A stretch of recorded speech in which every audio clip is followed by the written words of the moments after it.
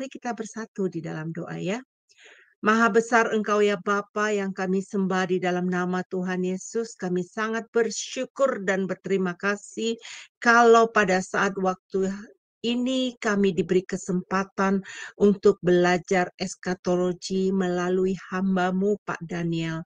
Bapa, kami percaya Engkau akan membukakan seluruh kebenaran ini dalam hidup kami dan kami siap Bapa untuk belajar. Mampukan kami untuk mencerna kebenaran firman-Mu. Mampukan kami untuk mengerti Tuhan pelajaran ini karena pelajaran ini sangat-sangat penting.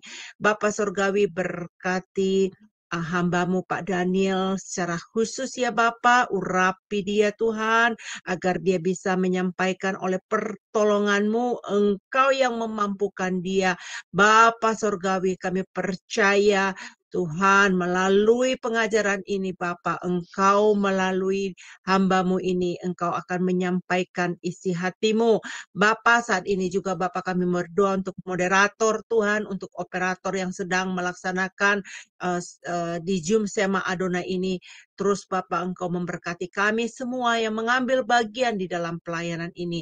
Terima kasih Bapak, di dalam nama Yesus kami berdoa, mengucap syukur. Haleluya. Amin. Saya persilakan Amin. kepada Ibu Moderator. Terima kasih Bu Heni atas doanya. Tapi sebelum kita melanjutkan pelajaran dari Pak Daniel Palungan, ada baiknya saya memperkenalkan dulu ya, siapa sih narasumber kita. Penasaran kan latar belakang beliau dan kiprah pelayanan beliau. Silakan Abang Godek untuk share screen-nya. Terima kasih.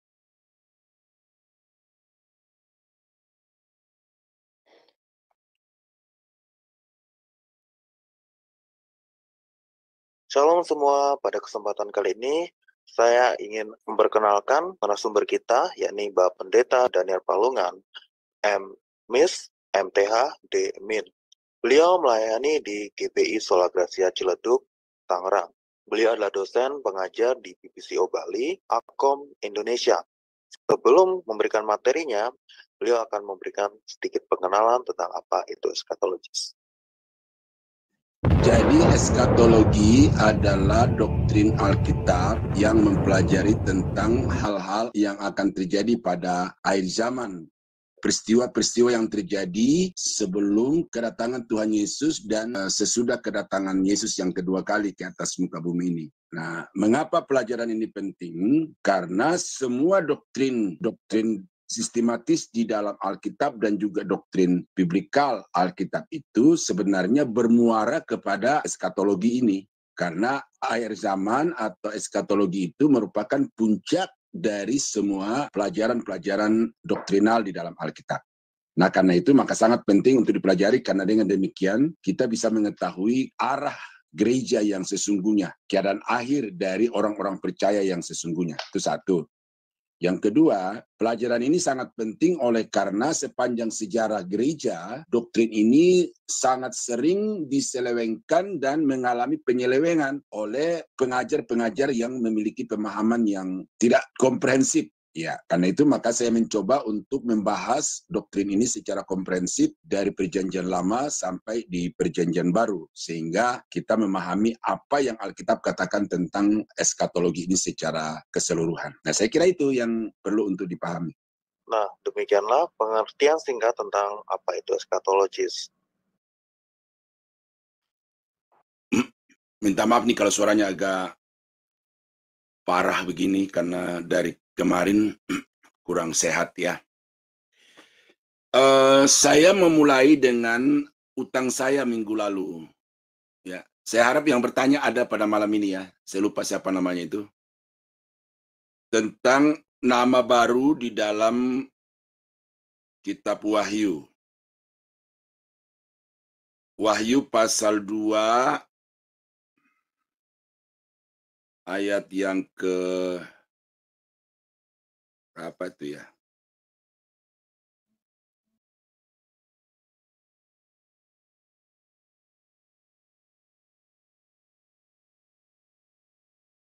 Ada yang ingat ayatnya?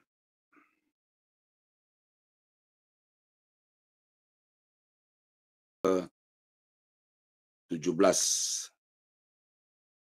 Ya. Wahyu pasal 2. Nanti tidak bisa baca rekamannya toh, jadi supaya runut ya. Nah, di dalam Wahyu pasal 2 ayat 17 dikatakan, siapa bertelinga hendaklah ia mendengarkan apa yang dikatakan Roh kepada jemaat-jemaat. Barang siapa menang, kepadanya akan kuberikan dari mana yang tersembunyi, dan aku akan mengaruniakan kepadanya batu putih.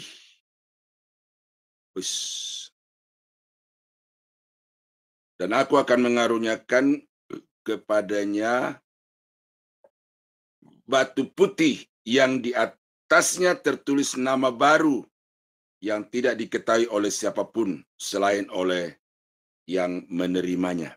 Nah, jadi ini adalah sistem peradilan yang akan terjadi pada waktu kedatangan Tuhan yang kedua kali nanti, dan di sini dikatakan bahwa barang siapa yang menang, kepadanya akan dikaruniakan batu putih. Nah, jadi putusan pengadilan itu tidak seperti yang sekarang ini kita lihat di sistem peradilan bangsa-bangsa di dunia ini, bahwa kalau seorang hakim memutuskan itu maka dia ketok palu. Tetapi pada waktu itu, ya, pada sejarah masa lalu dan yang akan terjadi lagi saya akan datang, kalau seseorang pesakitan itu dinyatakan bersalah, maka kepadanya diberikan batu hitam, lempengan, ya, lempengan batu hitam. Berarti dia divonis bersalah. Tetapi kalau pesakitan itu, terdakwa itu tidak bersalah, maka kepadanya diberikan lempengan batu yang berwarna putih. Nah, jadi batu putih di sini adalah vonis, ya, bentuk vonis dari hakim kepada terdakwa itu. Nah, di sini dikatakan di atas batu putih itulah akan tertulis nama baru. Ya. Nah, itu yang ditanyakan oleh minggu lalu ya. Nah, kemudian di dalam pasal 3 ayat yang ke-12 itu Yesus mengatakan, aku akan memberikan kepadanya, nuliskan kepadanya namaku yang baru. Ya. Barang siapa menang, ia akan kujadikan suku guru di dalam bait suci Allahku, dan ia tidak akan keluar lagi dari situ. Dan padanya akan kutuliskan nama Allahku, nama kota Allahku, yaitu Yerusalem baru, yang turun dari surga, dari Allahku, dan namaku yang baru. Nah, ini yang ditanyakan minggu yang lalu. Nah, dijadikan suku guru artinya satu bentuk pemuliaan. Orang-orang yang menang mempertahankan keyakinannya di tengah-tengah masa yang sukar, itu mengalami kemenangan dan dijadikan sebagai suku guru. Jadi satu bentuk pemuliaan dari Tuhan kepada orang-orang itu. Dan di atasnya dituliskan nama Allah, nama kota Allah Yerusalem baru, dan juga namaku yang baru. Nah, namaku yang baru di sini merujuk kepada Yesus, ya, sebagai Tuhan yang akan datang. Nah, apa yang berubah dari nama ini? Yesus sebagai nama pribadi tidak berubah. Ya, Yesus sebagai nama pribadi tidak berubah. Tetapi julukan. Ya, karena saudara harus tahu bahwa Tuhan itu bukan nama pribadi. Tuhan itu julukan yang artinya penguasa, yang artinya Tuhan. Allah juga bukan nama pribadi, tetapi itu julukan. Sama seperti raja, sama seperti presiden, itu julukan. Nah, di dalam Alkitab kita baca tentang Yesus dengan beberapa nama. Seperti di dalam Perjanjian Lama kita kenal Mesias. Ya, ini yang menjadi pengharapan orang-orang Israel pada abad-abad waktu Yesus datang ke tengah-tengah dunia ini sebagai manusia untuk menyelamatkan orang-orang berdosa. Mereka begitu antusias menantikan Mesias karena mereka berpikir bahwa Mesias inilah yang akan membebaskan mereka dari penjajahan bangsa Romawi. Tetapi sampai Yesus mati di atas kayu salib, harapan itu tidak menjadi kenyataan. Nah, tetapi Mesias itu adalah julukan, ya, yang artinya penyelamat. Kemudian di dalam Alkitab juga kita baca bahwa Yesus disebut Kristus. Nah, Kristus itu adalah julukan yang artinya yang diurapi, yang disahkan untuk menjadi juru selamat orang-orang berdosa. Nah, jadi ada Mesias, ada apalagi tadi itu Kristus ya yang diurapi. Nah, lalu nanti ketika peristiwa penggenapan dari Wahyu pasal 3:12 dan Wahyu pasal 2:17 itu, Yesus akan mendapatkan julukan baru. Ya, julukan baru. Bukan nama pribadi tetapi julukan baru. Nah, itu terdapat sudah dinubuatkan di dalam Yeremia pasal 23 ya. Yeremia pasal 23 ayat yang ke-5 sampai ayat yang ke-6 ya. Sesungguhnya waktunya akan datang, demikianlah firman Tuhan, bahwa aku akan menumbuhkan tunas adil bagi Daud. Ia akan memerintah sebagai raja yang bijaksana dan akan melakukan keadilan dan kebenaran di negeri. Jadi pengadilannya adalah pengadilan yang adil dan pengadilan yang benar. Jadi tidak ada neko-neko, tidak ada kolusi di dalamnya. Semuanya berdasarkan kepada keadilan dan kebenaran. Nah, ayat yang ke-6. Dalam samanya Yehuda akan dibebaskan dan Israel akan hidup dengan tentram.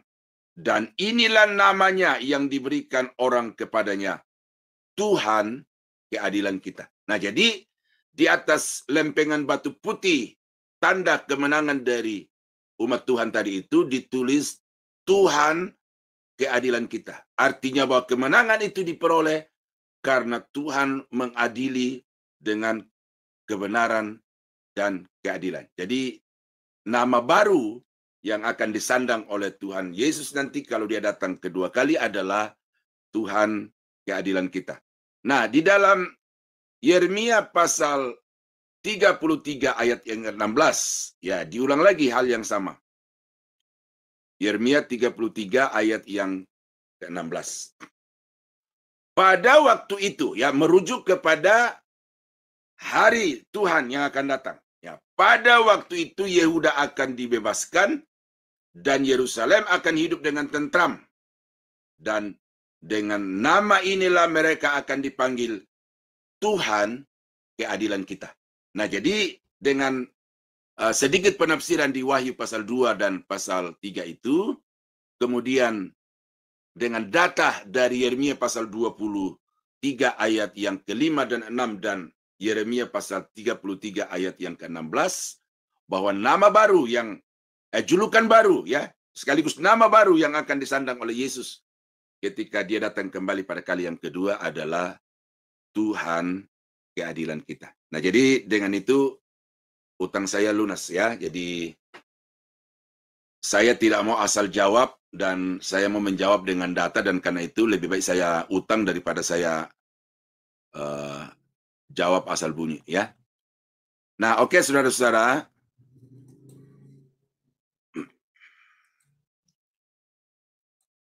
Saudara, saya harap jangan bosan untuk mengikuti nubuatan-nubuatan di dalam perjanjian lama tentang kerajaan yang akan datang itu. Apa yang membuat terjadi pengelompokan kelompok Amil, Posmil, dan Premil adalah karena mereka hanya berfokus kepada Wahyu pasal 20.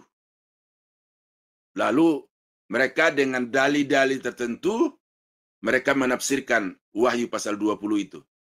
Tetapi kalau kita membaca seluruh nubuatan-nubuatan tentang akhir zaman, khususnya tentang pemerintahan mesianik, kerajaan Daud yang dipulihkan, bangsa Israel yang akan dipulihkan dari perjanjian lama di waktu yang akan datang, maka sesungguhnya tidak ada alasan untuk menolak bahwa sesungguhnya Yesus akan datang dan memerintah sebagai raja di atas bumi ini.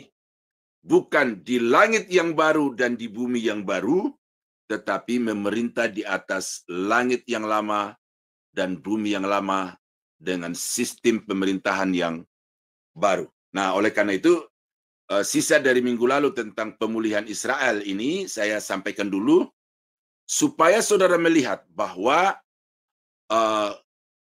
kerajaan yang akan datang itu adalah kerajaan yang jasmani, bukan kerajaan rohani.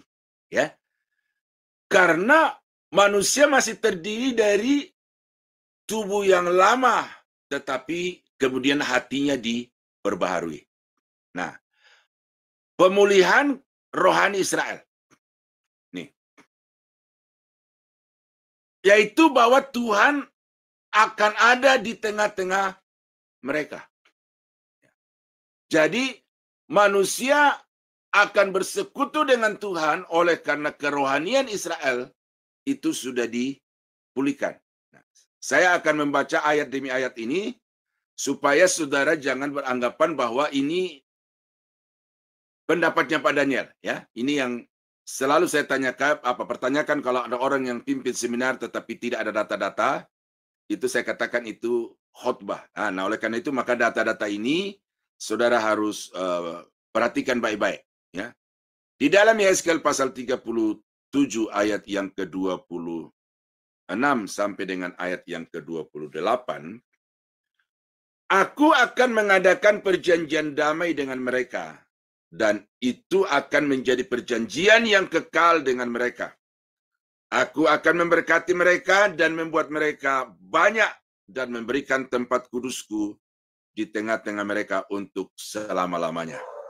Tempat kediamanku pun akan ada pada mereka, dan aku akan menjadi Allah mereka, dan mereka akan menjadi umatku. Maka bangsa-bangsa akan mengetahui bahwa aku, Tuhan, menguduskan Israel pada waktu tempat kudusku berada di tengah-tengah mereka untuk selama-lamanya. Nah, jadi kita melihat di sini ada bangsa Israel, ada bangsa-bangsa. Ya. Jadi kerajaan ini adalah kerajaan yang jasmani, kerajaan yang real di atas muka bumi ini, oleh karena penduduknya adalah penduduk Israel, bangsa Israel dan bangsa-bangsa, lalu diperintah oleh seorang raja yang memerintah dengan damai dan sejahtera. Nah, Tuhan memulihkan kerohanian dengan Israel, sehingga dengan itu mereka dapat hidup harmonis dengan Tuhan. Nah, di dalam Yeremia pasal 31 sampai 40 dikatakan bahwa hukum Taurat, hukum Tuhan akan tertulis di dalam hati mereka. Kalau bangsa Israel yang lama itu hukum Taurat tertulis di atas loh batu, tetapi Israel yang sudah dipulihkan secara rohani, itu hukum Tuhan akan tertulis di dalam loh hati mereka. Nah, Yeremia pasal 31 ayat 31, sesungguhnya akan datang waktunya, demikianlah firman Tuhan, aku akan mengadakan perjanjian baru dengan kaum Israel dan kaum Yehuda, bukan seperti perjanjian yang telah kuadakan dengan nenek moyang mereka pada waktu aku memegang tangan mereka untuk membawa mereka keluar dari tanah Mesir. Perjanjianku itu telah mereka ingkari, meskipun aku menjadi Tuhan yang berkuasa atas mereka. Demikianlah firman Tuhan. Tetapi beginilah perjanjianku yang kuadakan dengan kaum Israel sesudah waktu itu. Demikianlah firman Tuhan. Aku akan menaruh Tauratku di dalam batin mereka dan menuliskannya dalam hati mereka. Maka aku akan menjadi Allah mereka dan mereka akan menjadi umatku. Dan tidak usah lagi orang mengajarkan sesamanya atau mengajarkan saudaranya dengan mengatakan, kenallah Tuhan, sebab mereka semua besar kecil dan kecil akan mengenal aku. Demikianlah firman Tuhan, sebab aku mengampuni kesalahan mereka dan tidak lagi mengingat dosa mereka. Beginilah firman Tuhan yang memberi matahari untuk menerangi siang, yang menetapkan bulan dan bintang-bintang untuk menerangi malam, yang mengharu biru laut sehingga gelombang-gelombangnya ribut. Tuhan semesta alam namanya. Sesungguhnya seperti ketetapan-ketetapan ini tidak akan beralih dari hadapanku, demikianlah firman Tuhan. Demikianlah keturunan Israel juga tidak akan berhenti menjadi bangsa di hadapanku untuk sepanjang waktu. Beginilah firman Tuhan. Sesungguhnya seperti langit di atas tidak terukur dan dasar-dasar bumi di bawah tidak terselidiki, demikianlah juga aku tidak akan menolak segala keturunan Israel, karena segala apa yang dilakukan mereka, demikianlah firman Tuhan. Sesungguhnya waktunya akan datang, demikianlah firman Tuhan, bahwa kota itu akan dibangun kembali bagi Tuhan dari menara Hananel sampai pintu gerbang sudut. Kemudian tali pengukur itu akan merentang terus sampai ke bukit Gareb, lalu membelok ke Goa, dan segenap lembah itu dengan mayat-mayat dan abu korbannya, dan segenap tanah di tepi sungai Kidron sampai di sudut pintu gerbang kuda ke arah timur akan menjadi kudus bagi Tuhan. Orang tidak akan meruntuhkan dan merobohkan lagi di sana untuk selama-lamanya. Nah, jadi ini adalah Perjanjian Baru. Nah, apa Perjanjian Baru itu? Saudara jangan hanya maknai sebagai kitab Perjanjian Baru yang 27 kitab itu. Tetapi Perjanjian Baru di sini adalah Tuhan akan memperbaharui kerohanian dari bangsa Israel sehingga mereka semua mengenal Allah. Mereka semua hidup takut akan Allah dan mereka bersekutu dengan Tuhan setiap waktu tanpa ada hambatan lagi. Nah, ini saudara, tetap bangsa Israel masih di dalam keadaan tubuh jasmani yang sekarang ini, tetapi dengan hati yang sudah diperbaharui. Nah, jadi kalau orang sekarang itu berbicara tentang akhir zaman, ya sedikit-sedikit akhir zaman, sedikit-sedikit akhir zaman, sebenarnya itu pernyataan yang prematur. Oleh karena apa yang Alkitab katakan itu, ya, dinamika dari bangsa Israel itu yang harusnya menjadi petunjuk bahwa sungguh Tuhan sudah tidak lama lagi akan datang oleh karena pergerakan bangsa Israel. Nah, itu. Nah, salah satu yang kita baca di sini adalah bahwa Tuhan pada waktunya nanti sesudah memulangkan mereka dari penjuru bumi dari segala bangsa, maka Tuhan akan memperbarui batin mereka. Ya. Bangsa Israel penuh pengenalan akan Allah sudah dibaca. Kemudian Israel menjadi pusat peribadatan. Nah, ini. Jadi sistem ibadah, sistem ritual dari bangsa Israel itu akan kembali dihidupkan dan segala bangsa di atas muka bumi ini itu akan datang untuk menyembah kepada Yahweh di Israel. Nah, ini kita baca ya. Sakaria pasal 14 ayat yang ke-16 sampai 18. Ini kalau saudara mesti baca dari ayat 1 ya sebelumnya, tapi saya potong di sini hanya berkaitan dengan bangsa Israel akan menjadi pusat peribadatan dari segala bangsa. Maka semua orang yang tinggal dari segala bangsa yang telah menyerang Yerusalem akan datang tahun demi tahun untuk sujud menyembah kepada Raja Tuhan semesta alam dan untuk merayakan hari raya Pondok Daun. Tetapi bila mereka dari kaum-kaum di bumi tidak datang ke Yerusalem untuk sujud menyembah kepada Raja Tuhan semesta alam, maka kepada mereka tidak akan turun hujan. Dan jika kaum Mesir tidak datang dan tidak masuk menghadap, maka kepada mereka akan turun tulah yang ditimpakan Tuhan kepada bangsa-bangsa yang tidak datang untuk merayakan hari raya Pondok Daun. Nah, di dalam Yesaya pasal 60,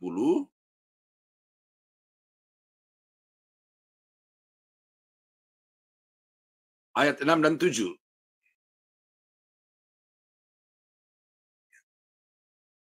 Sejumlah besar,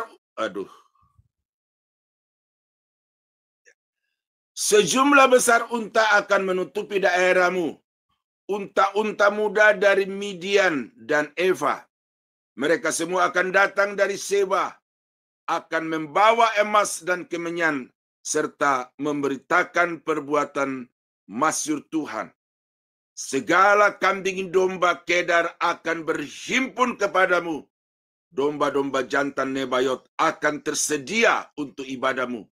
Semuanya akan dipersembahkan di atas mezbahku sebagai korban yang berkenan kepadaku, dan aku akan menyemarakkan rumah keagunganku. Nah, ini janji Tuhan bahwa Israel itu akan menjadi pusat peribadatan, sehingga semua bangsa-bangsa ya akan datang untuk membawa persembahan-persembahan dan juga datang membawa kambing domba yang akan dijadikan sebagai korban bakaran untuk dipersembahkan kepada Tuhan. Nah, ini saudara, ini ayat ini kadang-kadang oleh penganut teologi kemakmuran ini dikutip, katanya ini untuk gereja sekarang ini, ya. Wow. Segala kambing domba Kedar akan berhimpun kepadamu. Gereja-gereja akan diberkati Tuhan. Ini penafsiran Alkitab yang sangat keliru, karena ayat ini berbicara tentang masa yang akan datang ketika Tuhan telah memulihkan Israel, baru bangsa-bangsa itu akan datang untuk membawa persembahan-persembahan yang dibawa oleh unta-unta yang berbaris-baris, yang berbondong-bondong. Dan orang-orang dari Bani Kedar, Nebayot itu akan datang untuk membawa ternak-ternak mereka untuk dipersembahkan oleh bangsa Israel kepada Allah yang telah memulihkan mereka. Nah, jadi saudara-saudara, kalau saudara nanti mau mengkhotbahkan ayat ini di dalam kebaktian-kebaktian yang saudara pimpin lalu katakan ini janji Tuhan untuk memberkati umatnya, ini keliru. Ya, itu keliru. Makanya saya sengaja tekankan malam ini supaya saudara jangan sampai terprovokasi atau termakan oleh khotbah-khotbah yang hanya mengutip ayat itu tanpa memahami konteks, ya, tanpa memahami penerapan waktunya yang tepat. Nah, jadi itu yang akan Tuhan lakukan bagi bangsa Israel secara rohani, sehingga hubungan antara umat Israel dengan Tuhan itu akan terjalin dengan harmonis oleh karena mereka telah dipulihkan dan dibaharui oleh Tuhan. Nah, jadi saudara-saudara, di langit baru dan bumi baru tidak ada korban-korban begitu lagi. Ya.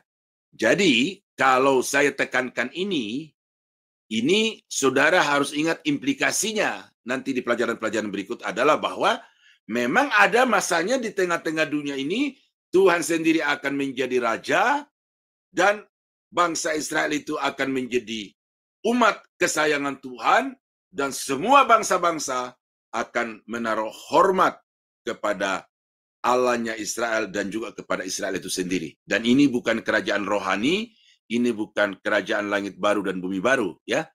Kalau tadi kita baca ada ayat yang mengatakan sampai selama-lamanya, ya itu memang pemerintahan Allah nanti itu sudah akan bergandeng secara langsung. Jadi kerajaan mesianik sudah tidak terputuskan lagi oleh kerajaan apapun. Itu sudah akan langsung bergandengan dengan kerajaan kekal di dalam langit baru dan bumi yang baru. Jadi kata selama-lamanya, sampai selama-lamanya, itu masih dibagi lagi di dalam dua sifat manusia. Manusia secara jasmani, dan kemudian manusia yang sudah mengalami pembaharuan secara total, ya, mengenakan tubuh kemuliaan, ya, bukan lagi tubuh yang biasa itu. Nah, itu saudara-saudara. Nah, sekarang yang berikut yang saya mau sampaikan adalah pemulihan kerajaan Daud. Nah, apa kerajaan Daud ini? Kerajaan Daud adalah kerajaan Israel. Ya, kita sudah baca di atas beberapa slide sebelumnya itu bahwa Daud Ya, kerajaan Daud itu akan meliputi satu wilayah yang sangat luas. Itu sudah kita baca. Nah, tetapi di sini kita akan membaca beberapa pernyataan Alkitab tentang kerajaan itu. Daniel pasal 2 ayat 31 sampai 45. Ya, mungkin saya ceritakan ini saja karena ini panjang. Itu Raja Nebukadnezar melihat sebuah patung yang kepalanya emas, dadanya itu perak, pinggangnya itu tembaga, pahanya itu besi, dan kakinya itu campuran antara besi dan tanah. Yang kemudian ditafsirkan oleh Daniel bahwa kepala sampai kaki itu berbicara tentang bangsa-bangsa. Ya, tentang bangsa-bangsa. Dan Daniel langsung mengatakan bahwa Babel adalah kerajaan yang termulia karena terbuat dari emas. Dan sesudah itu akan bangkit kerajaan-kerajaan yang kuat tetapi tidak semulia dengan kerajaan Babel. Dan kerajaan itu adalah Media dan Persia, kemudian Yunani, kemudian Romawi, dan kemudian terjadi percampuran antara besi dan tanah, dan ini yang ditafsirkan oleh banyak penafsir Alkitab bahwa itu berbicara tentang zaman demokratis, ya, zaman di mana bangsa-bangsa itu sepertinya telah kehilangan batas-batasnya karena sudah berrelasi sebegitu indah dan harmonisnya. Nah, lalu dikatakan bahwa tanpa perbuatan tangan manusia, ini yang ditulis dalam ayat 44 dan 45, ya, saya baca. Daniel dan ia dibawa ke hadapannya. Lalu diberikan kepadanya kekuasaan. Jadi dari yang lanjut usianya itu memberikan kepada yang rupanya seperti anak manusia yang turun dari langit itu kekuasaan sebagai raja. Maka orang-orang dari segala bangsa, suku bangsa, dan bahasa mengabdi kepadanya. Kekuasaannya ialah kekuasaan yang kekal, yang tidak akan lenyap, dan kerajaannya ialah kerajaan yang tidak akan musnah. Nah, jadi memang sekali lagi ini gampang untuk orang mengatakan ini berbicara tentang langit baru, bumi baru. Karena sampai selama-lamanya kekal, ya. Tetapi sejak kapankah Yesus menerima jabatan sebagai raja itu?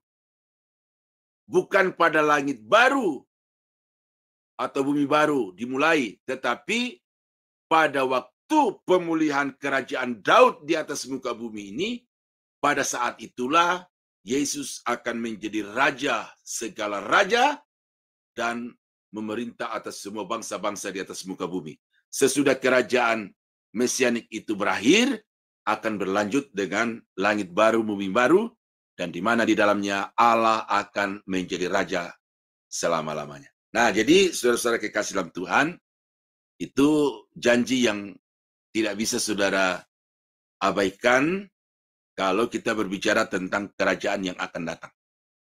Ya, jelas perjanjian lama begitu banyak, ya, bukan hanya puluhan ayat, tapi ratusan ayat, saudara-saudara. Ya, jadi kalau penafsir-penafsir eskatologi itu hanya menafsirkan Wahyu pasal 20, lalu mengatakan bahwa tidak ada pemerintahan mesianik di atas muka bumi, itu kesimpulan yang terlalu prematur.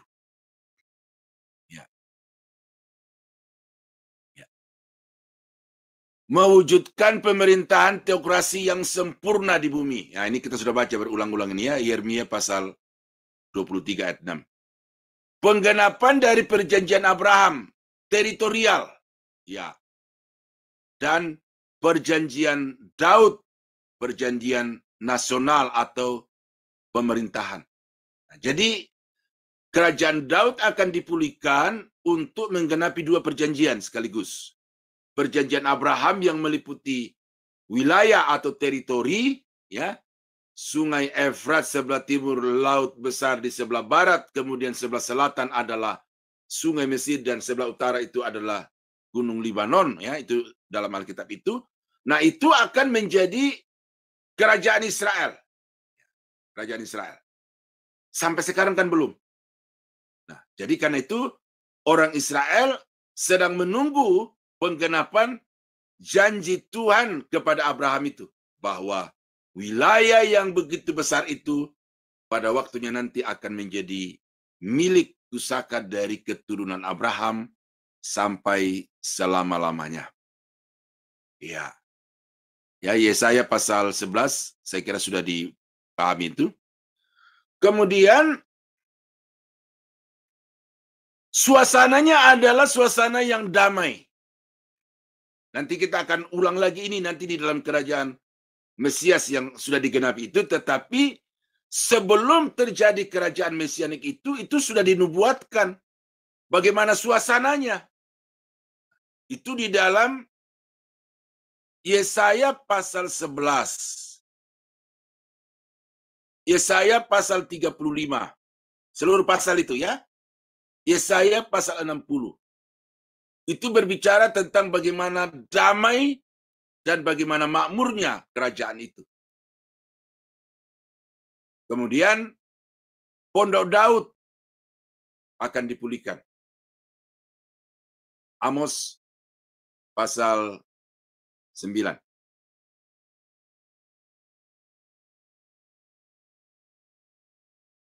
Amos pasal 9 ayat yang ke-11 sampai 15 berkata, pada hari itu aku akan mendirikan kembali Pondok Daud yang telah roboh. Aku akan menutup pecahan dindingnya, dan aku akan mendirikan kembali reruntuhannya. Aku akan membangunnya kembali seperti di zaman dahulu kala, supaya mereka menguasai sisa-sisa bangsa Edom dan segala bangsa yang kusebut milikku. Demikianlah firman Tuhan yang melakukan hal ini. Sesungguhnya waktunya akan datang, demikianlah firman Tuhan, bahwa pembajak akan tepat menyusul penuai. Ya, jadi ini suatu panen yang tidak akan pernah berhenti-henti, oleh karena sedang dipanen kemudian dibajak, dan itu akan terus saling susul menyusul. Dan pengirik buah anggur menabur benih. Gunung-gunung akan meniriskan anggur baru, dan segala bukit akan kebanjiran. Ya, ini bagaimana perubahan sistem iklim di tanah Israel itu, sehingga gunung-gunung yang tadinya gersang, ya, sekarang, ya, gersang itu. Saya suka berpetualang di YouTube dan saya klik itu negara-negara Timur Tengah itu gersang, ya. Tetapi janji Tuhan, tanah yang kering kerontang yang gersang itu akan menjadi subur makmur. Ya. Aku akan memulihkan kembali umatku Israel. Mereka akan membangun kota-kota yang licin, tandas, dan mendiaminya.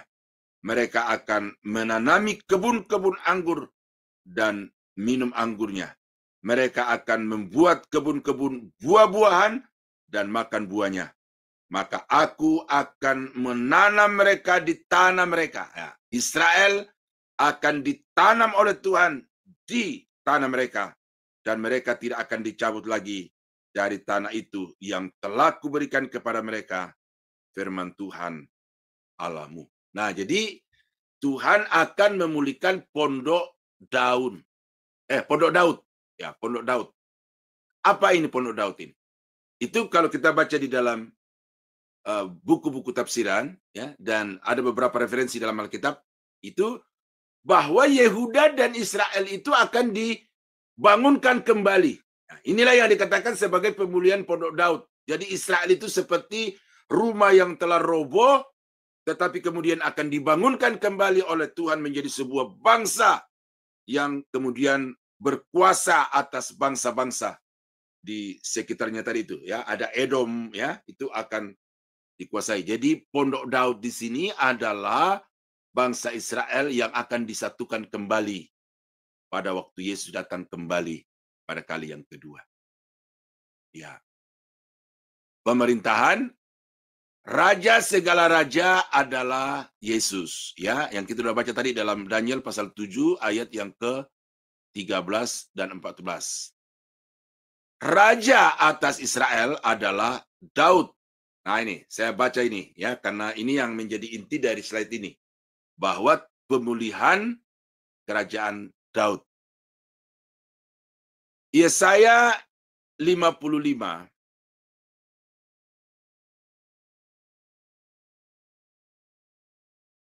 ayat yang ketiga dan 4. Sendengkanlah telingamu dan datanglah kepadaku. Dengarkanlah, maka kamu akan hidup. Aku akan mengikat perjanjian abadi dengan kamu, menurut kasih setia yang teguh yang kujanjikan kepada Daud. Sesungguhnya aku telah menetapkan dia menjadi saksi bagi bangsa-bangsa, menjadi seorang raja dan pemerintah bagi suku-suku bangsa. Sesungguhnya engkau akan memanggil bangsa yang tidak kau kenal, dan bangsa yang tidak mengenal engkau akan berlari kepadamu.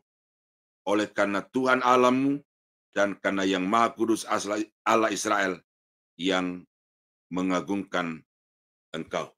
Ya, jadi di sini bagaimana Tuhan berjanji kepada bangsa Israel dan kepada Daud itu, hambanya, bahwa dia akan menjadi raja, ya, akan dibangkitkan kembali untuk menjadi raja, memerintah atas suku-suku bangsa. Nah, suku-suku bangsa di sini adalah 12 suku dari bangsa Israel. Yeremia 30 ayat yang ke-9.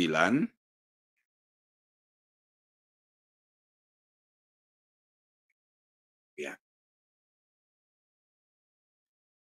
Mereka akan mengabdi kepada Tuhan Allah mereka, Israel, ya, dan kepada Daud raja mereka yang akan kubangkitkan bagi mereka. Jadi Daud telah mati. Daud telah mati.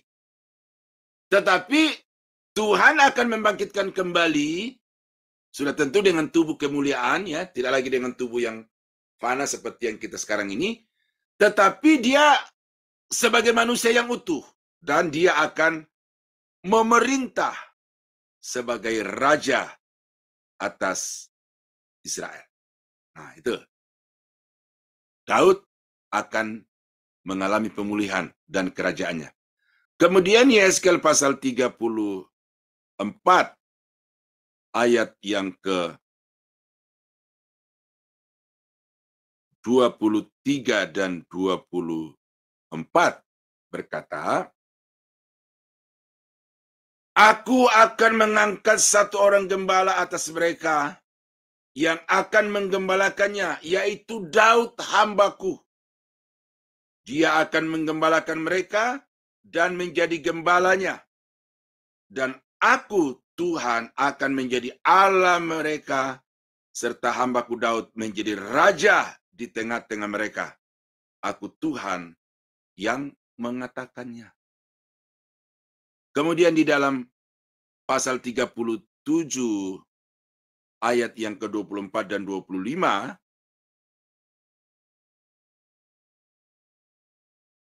ya, Yeskel 37 ayat yang ke-24-25 berkata, maka hambaku Daud akan menjadi rajanya, dan mereka semua akan mempunyai satu gembala.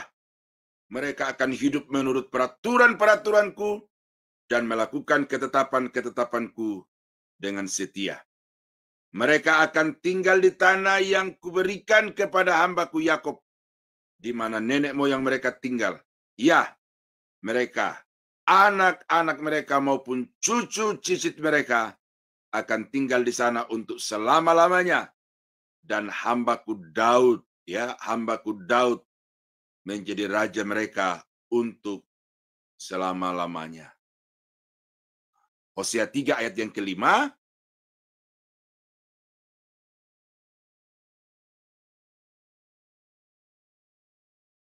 Ya, Hosea 3 ayat 5.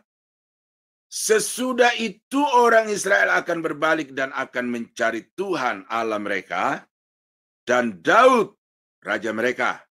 Mereka akan datang dengan gemetar kepada Tuhan dan kepada kebaikannya pada hari-hari yang terakhir. Nah, jadi saudara-saudara, kita melihat di situ bagaimana dengan jelas, ya, banyak ayat yang menyatakan bahwa Daud akan memerintah kembali sebagai raja atas suku-suku bangsa dari Israel yang telah dipulihkan itu. Berarti Yesus akan memerintah atas seluruh muka bumi, atas segala bangsa, karena dia adalah raja di atas segala raja. Tetapi Daud ditetapkan Tuhan untuk menjadi raja pada bangsa Israel yang telah dipulihkan, baik rohani mereka dan juga wilayah teritori mereka itu telah diberikan Tuhan kepada mereka seutuhnya. Nah, jadi itulah saudara-saudara, ya, dari banyak ayat dalam perjanjian lama ini harus dipahami dengan benar-benar, supaya dengan demikian kita tahu bahwa apa yang akan terjadi di kemudian hari itu bukan sesuatu yang bersifat rohani, tetapi apa yang terjadi di masa yang akan datang itu sesuatu yang bersifat jasmani. Berarti kerajaan yang dipulihkan Tuhan bagi bangsa Israel adalah kerajaan jasmani. Seperti sekarang ini, tetapi dengan sistem, dengan undang-undang, suasana yang sama sekali baru. Oleh karena rajanya adalah Raja Damai. Nah, soal berapa lama kerajaan itu akan berlangsung, Perjanjian Lama tidak menyebutkan. Nah, itu sebabnya apa yang dikatakan dalam Perjanjian Lama itu ditambah lagi dengan apa yang dikatakan di dalam Perjanjian Baru. Nah, tetapi saya tidak masuk dulu ke situ karena itu ada poin sendiri. Nah, tetapi sampai di sini saudara-saudara, saya sudah anggap ini, ya, sudah mewakili keseluruhan Perjanjian Lama. Ayat-ayat yang saya angkat ini sudah mewakili semua ayat-ayat Perjanjian Lama yang berbicara tentang kerajaan yang akan datang. Pemerintahan Mesias yang akan datang itu sudah jelas terwakili dengan ayat-ayat yang saya sudah sampaikan ini. Walaupun masih ada banyak yang saya tidak sempat bacakan, tetapi itu sudah senada, ya, senada. Dan apa yang saya pilih ini dan saya klasifikasi dengan slide-slide yang berbeda-beda itu saya harap saudara sudah paham dan kemudian tidak lagi meragukan tentang Yesus akan datang untuk memerintah di atas muka bumi ini, ya, secara jasmani dengan rohani yang baru.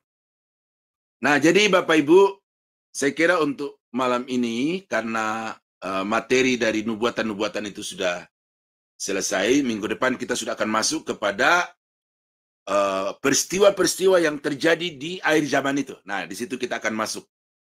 Ya, tadi ada di dalam video perkenalan itu ada kambing yang di kepalanya itu ada angka 666. Ya.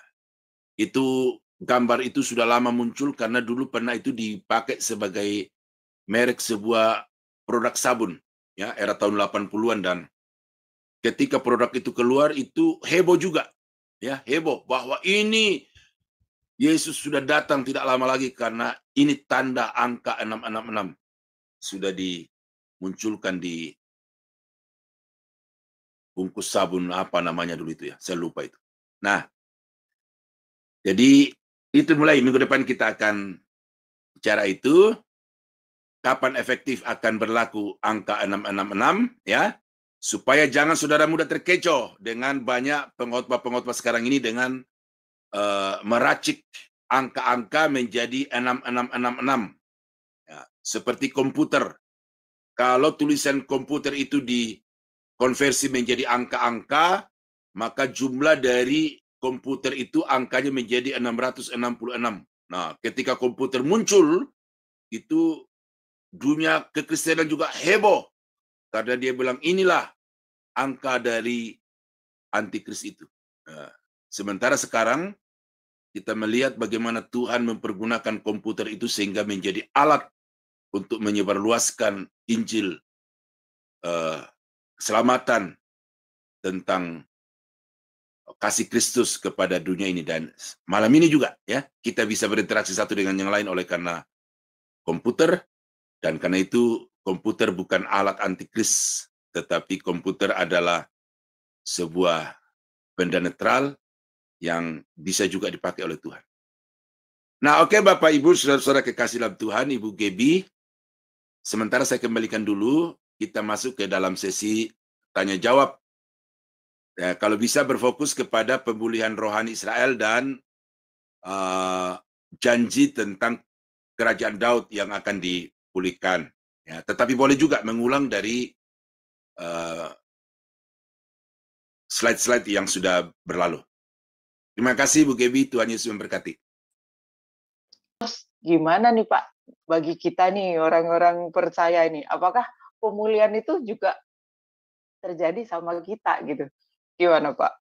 Terima kasih. Terima kasih, ya pertanyaan yang bagus sekali. Jangan saudara pernah berpikir bahwa apa yang dikatakan dalam Alkitab itu adalah sesuatu yang tanpa nyata ya, atau mitos atau dongeng. Apa yang dikatakan dalam Alkitab itu adalah sejarah. Makanya selalu saya katakan kalau historis fakta itu artinya bahwa yang akan datang juga itu semua akan terjadi secara historis dan faktual ya. Jadi memahami Alkitab itu seperti itu.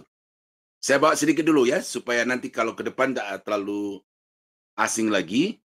Mengapa orang susah untuk memahami kitab Wahyu? Karena pemikiran-pemikiran seperti Ibu Gebi tadi kemukakan itu. Oh, bahwa ini simbol, ini bukan sesuatu yang real. Nanti kita akan banyak bicara karena kita udah masuk ini, kita akan banyak bicara tentang kitab Wahyu. Bahwa apa yang tertulis di dalam kitab Wahyu itu adalah real, historis. Ya. Jadi saya senang pertanyaan itu dimunculkan supaya jangan sampai kita terjebak dengan pemahaman yang alegori. Nah, kemudian kemana kita?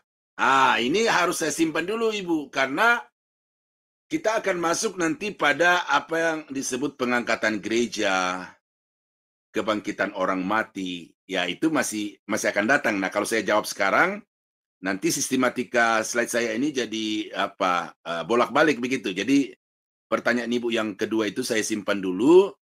Bagaimana kita ketika hal itu terjadi? Di mana kita? Itu, tunggu. Ini kita sudah masuk di dalam poin-poin inti dari eskatologi minggu depan. Ya, itu Gibi ya. Saya simpan dulu yang pertanyaan kedua. Oke Pak, terima kasih. Jadi penasaran, Bapak Ibu Saudara penasaran juga kan? Jadi ikuti terus ya pengajaran ini di waktu dan jam yang sama, jam 8 ya sebetulnya. Tapi karena hari ini ada sesuatu, jadi agak delay. Sudah ada yang raise hand ini Pak. Mungkin pertanyaan Q&A ini dibatasi untuk berapa orang Pak? Saya boleh tanya dulu sebelum saya. Mungkin kita sampai ke jam 10:15 lah ya. Oke, terima kasih Pak. Ya. Ini ada saudara saya Ibu Eriowati Sukoco. Silakan Bu, unmute dan silakan bertanya. Terima kasih.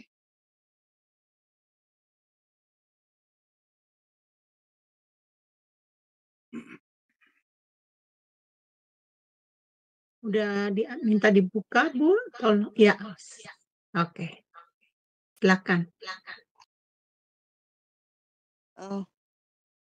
Selamat malam. Suara saya terdengar ya? Terdengar jelas Ibu Sukoco. Maaf, sebenarnya pertanyaan saya tadi hampir sama pertanyaannya dengan Bu Gebi ya, karena sudah terlanjur raisen, yaitu yang saya tanyakan itu ketika bangsa Israel sudah dipulihkan, itu gimana dengan keadaan bangsa-bangsa lainnya? Itu karena Bapak bilang ini penjelasannya untuk minggu depan. Ini sebenarnya ada 2 pertanyaan. Kalau mungkin yang pertama ini masih dijawab minggu depan. Maaf sebelumnya ini agak menyimpang tapi Pak. Ini yang di Wahyu, pertanyaan yang kedua ya Pak. Ya. Saya lihat dalam Wahyu 20 ayat 12 yang begini. Dan aku melihat orang-orang mati besar dan kecil berdiri di depan takhta itu, lalu dibuka semua kitab. Dan dibuka juga sebuah kitab lain, yaitu kitab kehidupan dan orang-orang mati. Dan selanjutnya itu ya Pak ya. Ya. Yang saya mau tanyakan, emang ada berapa kitab ya Pak ya yang akan dibukakan mungkin untuk menghakimi orang yang mati? Itu Pak, makasih. Ya. Ya, mengenai pengadilan-pengadilan, itu kita nanti akan bahas juga ya. Kita akan bahas, ada 5 pengadilan. Dan salah satu ya yang terdapat di dalam kitab pasal yang Ibu kutip tadi. Nah, jadi kitab itu ya ada 2 saja. Kitab kehidupan, yaitu kitab di mana di dalamnya terdapat nama-nama orang yang diselamatkan, ya. Bisa juga disebut sebagai kitab kehidupan anak domba. Dan kitab untuk menulis daftar orang-orang yang tidak selamat. Tetapi di situ ditulis juga tentang daftar-daftar dosa kejahatan yang kemudian menjadi alasan mereka nanti divonis untuk masuk ke dalam neraka selama-lamanya itu. Jadi 2 itu saja Bu, kitab kehidupan dan kitab biasa itu yang mendaftar nama-nama orang yang tidak diselamatkan. Itu saja. Nanti kita akan lebih ke situ nanti tentang pengadilan-pengadilan, ya Bu ya. Ya, makasih. Saran Ya. yang pertama. Nah, mengenai bangsa-bangsa, ya jelas tadi dari beberapa ayat yang saya baca di kitab Yesaya bahwa bangsa-bangsa akan hidup berdampingan dengan bangsa Israel, tetapi mereka harus tunduk dan patuh kepada hukum dan sistem keagamaan yang dianut oleh bangsa Israel. Nah, itu makanya saya bilang bahwa pemerintahan yang akan datang ini bukan pemerintahan yang kekal di langit baru dan bumi baru, oleh karena di pemerintahan yang kita sudah sebutkan tadi itu masih bercampur antara orang-orang percaya kepada Tuhan, dalam hal ini bangsa Israel, dan juga bangsa-bangsa yang tidak percaya kepada Tuhan. Jadi ini bukan kerajaan kekal, kerajaan surga yang kekal, tetapi ini kerajaan di bumi, di mana manusia masih bercampur, hidup berdampingan, maksudnya hidup berdampingan antara yang sudah diselamatkan dan yang tidak diselamatkan. Itu dulu. Nanti kita akan lebih detail di slide-slide yang akan datang. Oke, Bu Sukoco, Tuhan berkati.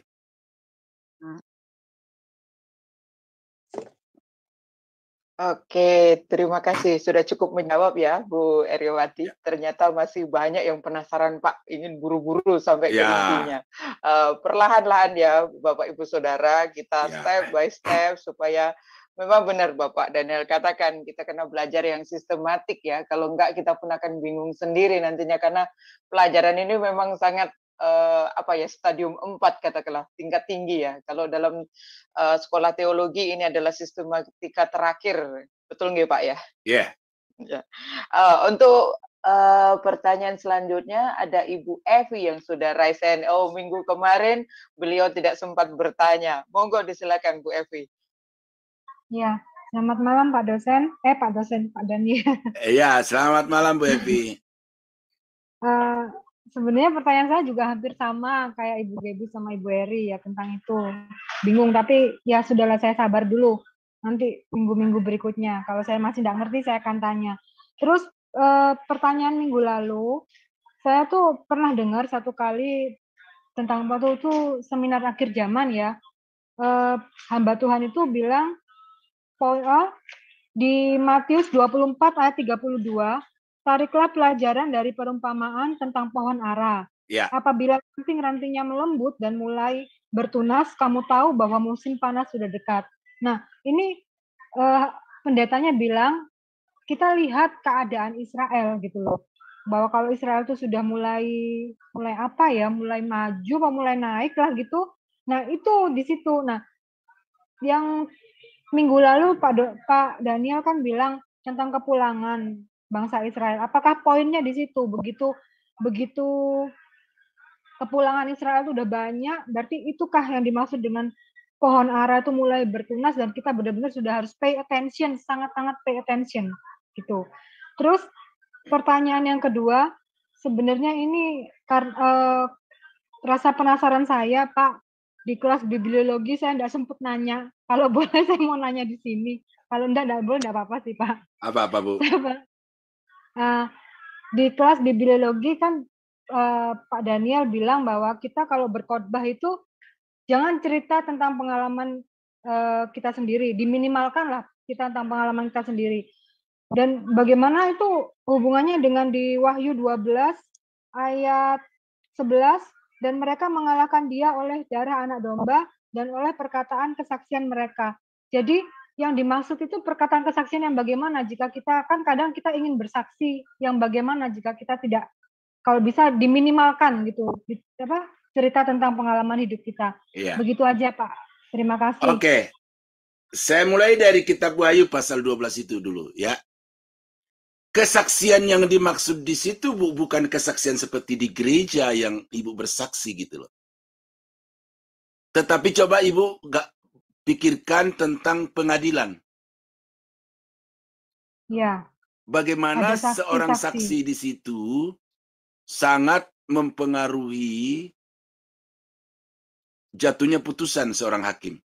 Nah, jadi kesaksian di situ adalah bagaimana pengakuan kita tentang Yesus, tentang Tuhan. Jadi bukan kesaksian-kesaksian dalam khotbah seperti sekarang ini. Ya, tuh.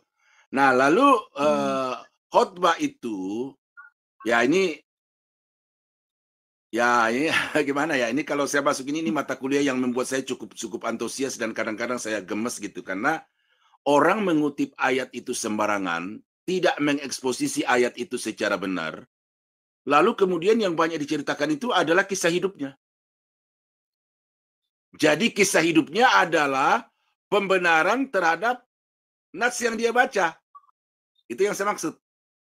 Nah, seperti tadi, ketika saya bicara tentang kerajaan Daud yang akan dipulihkan, maka ayat-ayat yang saya angkat itu adalah ayat-ayat yang berbicara tentang pokok itu. Ya, jadi sama sekali saya tidak memasukkan pikiran pribadi, tetapi ayat-ayat yang saya angkat, yang saya kemudian analisis, kemudian saya kelompokkan, dan itu yang saya sampaikan. Nah, jadi kalau nanti ya, ini saya harap bukan Bapak Ibu, tapi kalau ada orang seperti yang dikatakan oleh Ibu Gaby tadi, bahwa ini pelajaran yang pro kontra, kalau nanti di kemudian hari ada orang yang kontra tentang apa yang saya ajarkan ini kepada Bapak Ibu, maka suruhlah untuk memeriksa data-data yang saya beri. Tuh. Jadi data-data itu yang berbicara. Jadi saya ini lebih daripada seminar ini pengajaran. Karena kalau seminar itu ya harus ada data-data fakta. Ya, bukan khotbah. Kalau khotbah ya tanpa data pun disintesakan bisa. Tapi kalau seminar, kalau mengajar itu mesti ada data-data. Nah, jadi kalau ada orang-orang yang kemudian muncul lalu dia challenge saya punya pernyataan-pernyataan, ya suruh periksa puluhan bahkan ratusan ayat yang saya angkat itu. Nah, sehingga apa yang saya sampaikan adalah ayat-ayat Alkitab, data-data Alkitab secara apa namanya itu ya? Ya, secara fakta lah begitu ya. Nah, jadi kalau kita dalam berkhotbah seperti itu, Bu, usahakan supaya yang dieksposisi itu adalah ayat-ayat Alkitab. Ya, jadi jangan sampai kemudian kita tidak, saya nggak tahu, ya ini oke, jangan ya. Karena ada banyak pengkhotbah yang dasar ayatnya ada, tetapi nggak diuraikan ayat itu loh. Ya, nggak diuraikan ayat itu. Kemudian banyak berasumsi. Itu khotbah-khotbah seperti itu tidak masuk di kamus saya itu.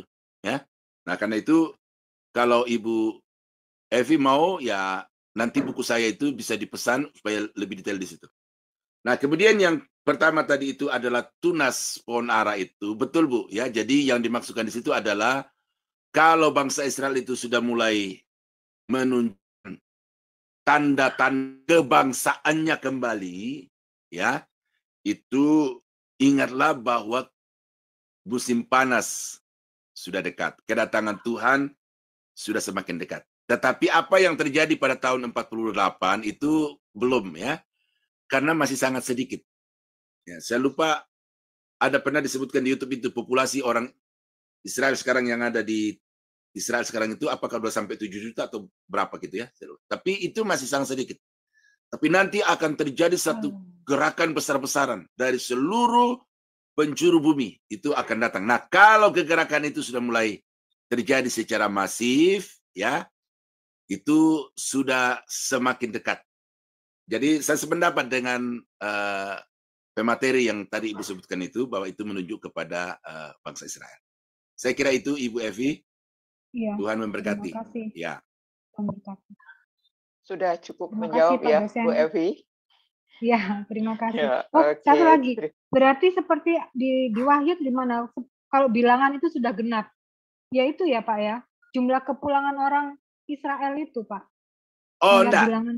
Bukan. Yang dimaksud dengan bilangan itu sudah genap itu adalah jumlah orang-orang yang mati pada masa tribulasi.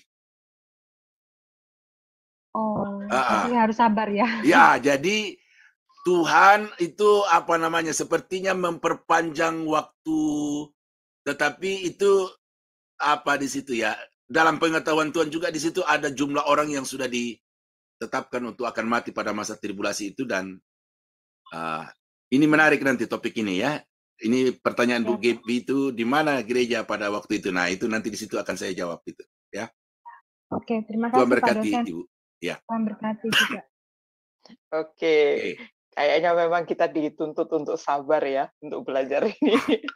Sabar ya Bu Evi ya, sabar. Nah, mungkin ada yang raise hand, ada satu, saya kasih over satu lagi penanya. Kalau nggak ada, saya mau tanya. Ini Pak, tadi Bapak ngasih statement kan, bahwa Israel itu akan menjadi pusat peribadatan. Betul Pak? Ya. Nanti kalau sudah terjadi pemulihan itu. Terus gimana nih Pak, dengan yang di Yohanes tentang percakapan Tuhan Yesus dengan perempuan Samaria? Kan Tuhan bilang di situ tuh kepada perempuan Samaria bahwa engkau tidak akan lagi menyembah Tuhan di gunung-gunung itu atau ke Yerusalem, tetapi dalam roh dan kebenaran. Seperti itu Pak. Ada sangkut pautnya atau ini memang konteksnya berbeda? Mohon penjelasannya Pak. Secara konteks berbeda, karena apa yang diajarkan oleh Tuhan Yesus kepada perempuan Samaria itu adalah tentang siapa Allah itu. Tentang siapa Allah itu. Yang dikatakan bahwa Allah itu roh, dan barang siapa yang menyembahnya, dia harus menyembah di dalam roh dan kebenaran. Nah, karena situasi pada waktu itu kan Israel Utara dengan Israel Selatan kan terbagi. Ya kan? Terbagi. Lalu secara politis, pemerintah atau Raja Utara itu tidak membolehkan umat Israel untuk pergi ke Yerusalem untuk berbakti, karena Bait Allah kan ada di Yerusalem.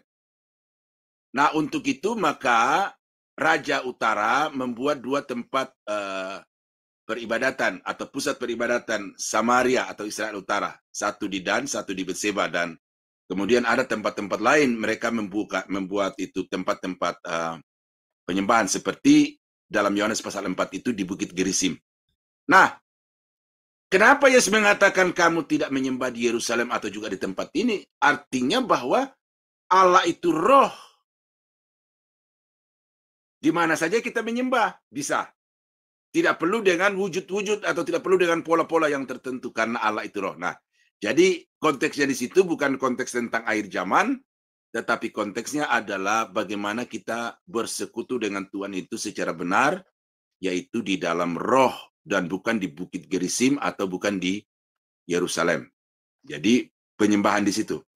Nah, kemudian ada juga, ya saya agak menyimpang juga dari jawaban ini. Orang-orang karismatik mengatakan ini penyembahan yang benar itu adalah bahasa roh. Ayat itu sama sekali tidak berkaitan dengan bahasa roh. Ayat itu berbicara tentang hati kita yang connect dengan Tuhan. Jadi di mana kita beribadah, kita menyembah dengan hati, kita menyembah dengan roh dalam hati kita itu. Nah, tetapi nanti yang saya katakan tadi itu, terutama di Sakaria pasal 14 itu kembali kepada pola peribadatan Israel yang mempersembahkan korban-korban di atas mesbah-mesbah gitu. Jadi itu akan kembali dan itu kembali ke Yerusalem untuk mereka mempersembahkan korban-korban itu. Nah, jadi itu pasti terjadi. Bukan melanggar Yohanes pasal 4, 23, 24 itu, karena itu konteks yang berbeda. Saya kira demikian, Ibu Gibi. Terima kasih. Ya, terima kasih Pak. Jadi memang nggak ada sangkut pautnya dan nggak ada kena mengenanya ya, kedua ayat ini. Kedua ayat itu, ya. Jadi terus kita pikir-pikir, jadi kita kayak orang negeri seberang dong Pak, kayak yang ibadah haji gitu. Kemungkinan akan seperti itu kah? Sebenarnya dulu kan kalau haji itu kan ke Israel dulu, kalau kita baca kan, bahwa setiap perayaan Paskah itu orang-orang dari penjuru bumi itu, orang-orang Yahudi yang tercerabut itu kan datang ke Israel untuk menyembah. Makanya pada hari Pentakosta kan itu tepat pada musim haji ya, haji tanda petik ya, iya kan? Iya. Nah, kemudian setelah Muhammad itu, ya mudah-mudahan di sini nanti ada teman yang lebih pakar untuk menjelaskan itu, mempolitisasi agama itu, maka yang tadinya kiblatnya Yerusalem, sekarang kiblatnya adalah Mekah itu. Tadinya orang pergi ke Yerusalem untuk berbakti merayakan Paskah, sekarang ke Mekah begitu. Nah, itu kan agama yang dipolitisasi. Tapi saya tidak kompeten untuk menjelaskan itu, saya hanya belajar 2 semester tentang Islamologi, jadi tidak terlalu dalam. Iya, Pak, sama. Saya juga belajar 2 SKS saja. Iya. Oke, terima kasih atas pemaparannya dan atas penjelasannya, Pak. Terima kasih sekali dan wah, luar biasa atas kesediaan Bapak meskipun dengan keadaan yang kurang sehat, tapi tetap semangat ya, Pak. Iya. Kalau sudah tidak ada lagi yang bertanya, saya akan tutup diskusi kali ini karena mengingat waktu yang sudah larut ya, yang sudah malam. Tapi saya berharap Bapak Ibu Saudara masih tetap semangat untuk mengikuti acara ini dan saya minta untuk closing statement dan sekaligus doa penutup ya Pak. Terima kasih. Pak. Silakan Pak. Bu GB, sebentar Bu, sama Pak Daniel, sebentar. Berhubung yang tadi yang bertanya pertanyaan itu udah ada di sini Pak, mengenai pertanyaan kitab Wahyu itu. Ada Bu, itu Pak Garnet. Apakah bisa diulangin lagi Pak, karena dia baru join saat ini, mungkin sebelum Bapak closing statement, kemudian dia Bapak ini, maaf Pak, tadi Pak Garnetnya belum masuk, belum join. Oh ya. Ya, ini dia yang bertanya Pak. Ini nah, saya nanti disandra. Bapak terusin closing, kemudian Bapak ucapkan berkat bagi kami semua. Terima kasih Pak. Tuhan Yesus memberkati. Ya, selamat datang Pak Garnet. Ya, jadi pertanyaan Bapak minggu lalu yang memang itu pertama kali memang saya ditanyakan pertanyaan itu dan saya tidak mau asal jawab. Nah, karena itu 1 minggu ini saya baca, saya pelajari bahwa di Wahyu pasal 2 ayat 17 itu batu putih di situ adalah satu sistem putusan peradilan. Ya, kalau di sistem putusan peradilan di bangsa-bangsa sekarang ini atau di Indonesia khususnya, maka hakim itu mengetok palu. Bahwa si A benar, si B vonis bersalah. Tetapi pada waktu itu, kalau seorang hakim itu sudah memutuskan setelah melalui suatu proses pengadilan itu, maka kepada orang itu diberikan batu. Lempengan batu, satu berwarna hitam, satu berwarna putih. Nah, yang kita baca di dalam kitab Wahyu pasal 2:17 itu adalah batu putih. Batu putih artinya orang yang menerima itu berarti dinyatakan benar, dinyatakan menang, ya, dengan istilah sekarang itu menang. Lalu kemudian di atas batu itu ditulis nama yang baru, ya, nama yang baru. Nah, di dalam pasal 3 ayat 12, orang-orang yang menang di situ masih tetap janji yang sama. Orang-orang yang menang di situ akan dijadikan sogokuru. Ya, sogokuru itu tiang utama di dalam sebuah bangunan itu, ya. Nah, di atasnya dituliskan nama Allahku, kata penulis itu. Kata Yesus, ya. Nama kota yang baru yang turun dari surga, Yerusalem baru. Dan namaku yang baru. Nah, namaku yang baru itu tertulis di atas lempengan batu tanda kemenangan dari umat Tuhan itu. Dan ditulis di atas sogokuru sebagai satu tanda pemuliaan bagi umat Tuhan yang berkemenangan itu. Dan nama yang baru di sini bukan nama diri. Ya, bukan nama diri. Karena Yesus itu adalah nama diri. Tetapi ada julukan-julukan, ya, ada gelar-gelar yang diberikan kepada Yesus itu. Yesus sebagai Allah, Yesus sebagai Tuhan. Nah, Allah sebagai pencipta, Tuhan sebagai penguasa. Kemudian di dalam Perjanjian Lama kita kenal Mesias, ya, anak Daud, Mesias yang akan menjadi juru selamat. Nah, kemudian ada lagi Kristus. Yesus Kristus, artinya Yesus yang diurapi, yang disahkan untuk menjadi penyelamat atas orang-orang berdosa. Nah, itu adalah julukan-julukan yang diberikan kepada Yesus. Yesus sebagai Allah, Yesus sebagai Tuhan, Yesus sebagai Mesias, Yesus sebagai Kristus, gitu. Nanti ketika dia datang kembali untuk melakukan pengadilan atas umatnya dan atas bangsa-bangsa, maka orang-orang yang menang itu akan mendapatkan tanda kemenangan itu dan di atasnya tertulis nama baru. Nama baru itu yang diberikan kepada Yesus, ya. Namaku yang baru itu diberikan kepada Yesus. Itu tadi saya sudah baca ayatnya, Pak Garnet, dari Yeremia pasal 23. Yeremia pasal 23 ayat yang ke-5 dan ayat yang ke-6 yang berkata, sesungguhnya waktunya akan datang, demikianlah firman Tuhan, bahwa aku akan menumbuhkan tunas adil bagi Daud. Nah, tunas adil bagi Daud di sini Yesus, ya, di dalam kitab Yesaya itu dijelaskan itu. Ia akan memerintah sebagai raja yang bijaksana dan akan melakukan keadilan dan kebenaran di negeri. Melakukan keadilan dan kebenaran. Dalam samanya Yehuda akan dibebaskan dan Israel akan hidup dengan tentram. Dan inilah nama yang diberikan orang kepadanya, Tuhan keadilan kita. Nah, itulah julukan yang baru yang akan dituliskan di atas lempengan batu tanda kemenangan itu dan di atas sogokuru, ya, yang juga merupakan tanda kemuliaan bagi orang-orang yang setia kepadanya. Nah, kemudian di dalam pasal 33, Yeremia 33 ayat yang ke-16 berkata begini, ya. Pada waktu itu Yehuda akan dibebaskan dan Yerusalem akan hidup dengan tentram. Dan dengan nama inilah mereka akan dipanggil Tuhan keadilan kita. Jadi artinya Tuhan yang adil itu yang akan membela mereka sehingga mereka mengalami kemenangan itu. Nah, jadi nama yang baru di sini bukan merubah nama diri, tetapi ada julukan baru yang akan diberikan kepada Yesus. Dan julukan baru itu adalah Tuhan keadilan kita.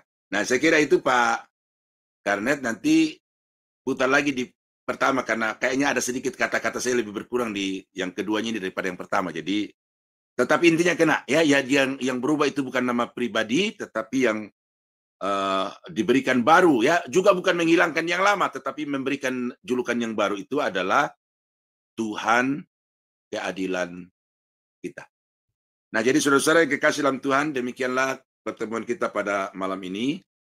Saya mau menyampaikan bahwa Alkitab Perjanjian Lama dan Perjanjian Baru itu satu kesatuan. Apa yang dinubuatkan dalam Perjanjian Lama digenapi dalam Perjanjian Baru. Dan kita sudah belajar bahwa sebagaimana nubuatan yang sebagian yang telah digenapi itu digenapi secara historis, secara faktual, maka demikian juga yang masih dalam penantian untuk penggenapannya itu pasti akan digenapi secara historis dan secara faktual. Oleh karena itu, bebaskan pikiran saudara dari pemikiran-pemikiran yang mungkin ini semacam satu hayalan atau semacam satu mitos ya, tetapi ini adalah sesuatu yang real yang akan terjadi di atas muka bumi ini. Dan oleh karena itu maka jangan hanya berkesimpulan berdasarkan dengan kitab Perjanjian Baru, tetapi combine ya, apa yang terdapat di dalam Perjanjian Baru, apa yang terdapat di dalam Perjanjian Lama digabungkan, lalu kemudian kita bisa mengambil satu kesimpulan akhir yang komprehensif. Makanya ingat lagi pola penafsiran nubuatan itu ya, yang di slide-slide sebelumnya itu, bahwa ada satu sistem yang disebut sebagai harmoni dari nubuatan-nubuatan. Kita tidak boleh mengambil kesimpulan hanya berdasarkan satu nubuatan, tetapi nubuatan-nubuatan yang senada itu harus dikumpulkan, kemudian kita analisis, lalu kemudian kita ambil kesimpulan berdasarkan semua data-data dari nubuatan tersebut. Nah, dengan demikian maka tidak akan ada lagi yang mengundang pro kontra. Itu yang saya mau tegaskan sekali lagi, bahwa Alkitab itu real. Karena itu jangan ditafsirkan dengan merohanikan ya apa yang sebenarnya real itu. Kebodohan, kesalahan fatal yang dilakukan oleh banyak penafsir-penafsir adalah apa yang real itu dijadikan sebagai tidak real oleh karena mereka terjebak dengan prinsip penafsiran alegori ya. Buku saya tulis itu, tetapi saya haramkan murid-murid saya untuk menafsirkan Alkitab secara alegori ya. Kidung Agung ya, Kitab Wahyu semuanya dapat ditafsirkan secara literal, dan banyak pendeta-pendeta yang telah menafsirkan itu secara alegori, dan karena itu selalu terjadi pro kontra. Nah, terima kasih atas perhatian Bapak Ibu. Sebentar Pak, sebentar. Oke. Ya. Jadi maksud saya begini, kan? Jadi pada saat perjanjian lama itu nama Tuhan itu kan Yahweh, ya kan, YHWH, kita udah tahu. Nah, dalam perjanjian baru disebut Yesus Kristus, ya kan, Yesus. Nah, apakah nama Yesus ketika nanti hari pengadilan nanti, penghakiman nanti, apakah masih nama Yesus itu masih dipakai? Padahal dikatakan tadi dalam Wahyu 3 ayat 12 tadi bahwa namaku yang baru, apakah nanti itu masih dipakai juga begitu Pak? Ya, tadi saya sudah bilang bahwa yang berubah itu julukannya, bukan nama pribadi. Jadi karena nama pribadi tidak berubah. Oh, apakah masih dibutuhkan nanti juru selamat pada saat apa? Pada saat itu kan Yahweh atau Yesus itu kan kita tahu bahwa makna atau arti daripada Yesus itu sendiri atau Yahweh menyelamatkan, itu yang kita pahami selama ini. Nah, apakah setelah hari kiamat nanti, apakah nama itu masih dipakai, Yahweh menyelamatkan, begitu? Iya, karena Yahweh menyelamatkan tidak hanya dilihat secara futur, tetapi kita juga bisa melihat secara past tense. Jadi Yesus yang sekarang menyelamatkan akan menyelamatkan, tetapi nanti Yesus yang telah menyelamatkan. Bisa begitu? Bisa begitu, Pak. Jadi bukan berarti akan menyelamatkan lagi. Justru orang-orang dia sudah menyelamatkan orang-orang, dan karena dia sudah menyelamatkan orang-orang itu, maka nama itu tidak akan pernah hilang sebagai yang, kalau sekarang yang akan menyelamatkan, tetapi nanti pada waktu itu yang telah menyelamatkan. Mungkin begitu. Ya. Nah, yang kita pahami selama ini begini, Pak, ya, bahwa setiap nama yang disematkan oleh Tuhan sendiri bukanlah hanya sekedar nama, tetapi itu mengandung suatu makna dan misi.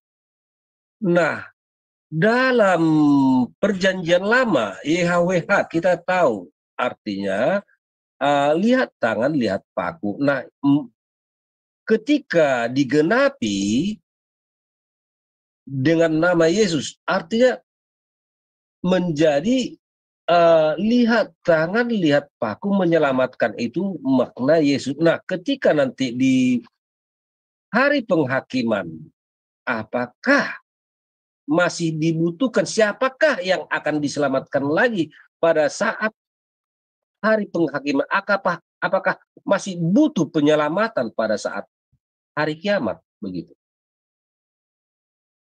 Sampai di masa tribulasi akan ada penyelamatan. Ya, nanti kita akan sampai ke situ. Tetapi di dalam kerajaan mesianik sudah tidak ada penyelamatan.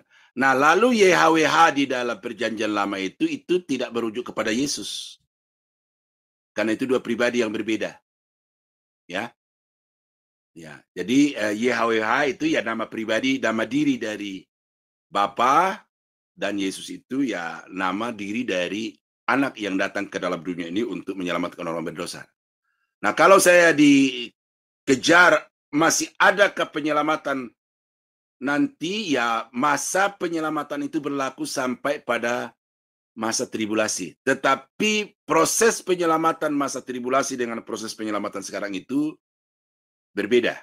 Ya, jadi kalau masa sekarang itu kita diselamatkan karena anugerah, ya, bukan karena perbuatan, anugerah Allah semata-mata, tetapi nanti di dalam sekarang itu iman kepada anugerah Allah, maksudnya gitu ya, iman kepada anugerah Allah, tetapi nanti di dalam masa tribulasi itu penyelamatan itu terjadi oleh karena beriman kepada Yesus dengan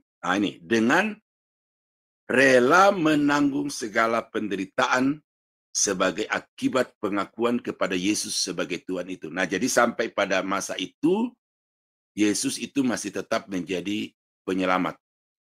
Nah, begitu masuk ke dalam kerajaan mesianik, maka di situ tidak ada lagi proses penyelamatan. Nah, di situ sudah. Nah, kalau sampai di situ lalu ditanya apakah masih dibutuhkan Yesus untuk menyelamatkan sehingga nama itu harus ada, ya. Kalau Bapak ada data-data, begini Pak, begitu gitu. Jadi kalau Bapak ada data-data bahwa nanti nama Yesus itu sudah dibutuhkan, ya oke, saya terima. Tapi kalau Bapak tidak ada data-data seperti yang saya berikan tadi, ya nanti kita dapat kusir jadinya.